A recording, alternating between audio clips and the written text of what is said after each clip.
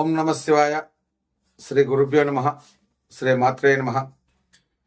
మా గురువు గారి ఆశీస్సులు నా మీద ఎల్లవేళలా ఉండాలని మనసారా కోరుకుంటూ మా గురువు గారి పాదపద్మములకు నా నమస్కారములు.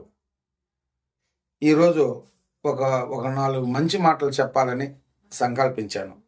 అది ఏంటంటే, సంధ్యాకాలంలో గోళ్ళును కత్తరించకూడదు, దేవుణ్ణి దూషించరాదు, కుక్కను కాలితో తన్నరాదు, బ్రాహ్మణులను తిట్టరాదు, పిలవని పేరంటానికి వెళ్ళరాదు, నీటిలో ఉమ్ము ఊయరాదు, నేల అదిరినట్లు నడవరాదు, చెప్పులు దొంగతనం చేయరాదు, అతిథుల్ని అగౌరపరచరాదు అని మీకు కూడా తెలుసుంటాయి ఇవి.